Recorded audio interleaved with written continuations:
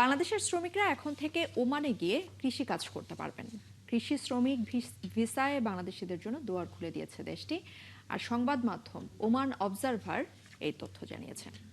প্রতিবেদনে বলা হয়েছে, ওমানে বাংলাদেশি কৃষি শ্রমিক নেয়ার অনুমতি দেওয়া হয়েছে।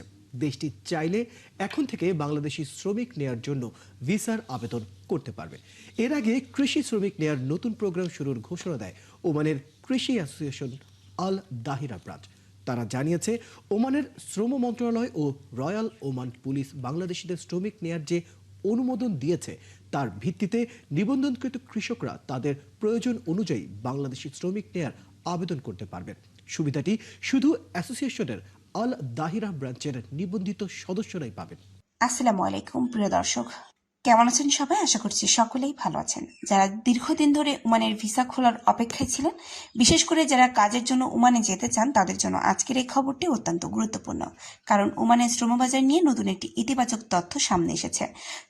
সর্বশেষ তথ্য অনুযায়ী বাংলাদেশ কৃষি শ্রমিক নিয়োগের জন্য ওমানে একটি অনুমোদিত প্রক্রিয়ায় আবেদন নেওয়া শুরু হয়েছে। অর্থাৎ দীর্ঘদিনের অপেক্ষার পর নির্দিষ্ট একটি খাতে বাংলাদেশি কর্মীদের জন্য নতুন সুযোগ তৈরি হচ্ছে। তবে শুরুতে একটি বিষয় পরিষ্কার করে বলা জরুরি, এটিকে একটি সব ক্যাটাগরির বাংলাদেশি কর্মীদের জন্য ওমানের সাধারণ ওয়ার্ক ভিসা সম্পূর্ণ খুলে গেছে এভাবে প্রচার করা ঠিক হবে না।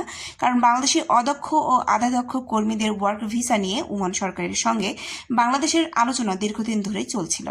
তাই যারা ওমানে যেতে চান তারা হতাশ হবেন না, আবার অতিরিক্ত আশাবাদী হয়ে ভুয়া বিজ্ঞাপনের পেছনেও ছুটবেন না। সরকারি ঘোষণা আসবে, বৈধ প্রক্রিয়া হবে, তারপরে টাকা পয়সার সিদ্ধান্ত নেবেন। আমরা ওমানের ভিসা এবং বাংলাদেশি কর্মীদের জন্য নতুন শ্রমবাজারে যে কোনো গুরুত্বপূর্ণ আপডেট আপনাদের সামনে তুলে ধরবো। তাই ভিডিওটি ভালো লাগলে অবশ্যই লাইক দিন। আপনার পরিচিত যারা ওমানে যেতে চান তাদের কাছে ভিডিওটি শেয়ার করুন এবং সর্বশেষ ভিসা ও শ্রমবাজার খবর পেতে আমাদের চ্যানেলটি সাবস্ক্রাইব করে পাশে থাকা বেল আইকনটি অন করে রাখুন। তো বন্ধুরা, সকলে ভালো থাকুন, সুস্থ থাকুন। আল্লাহ হাফেজ।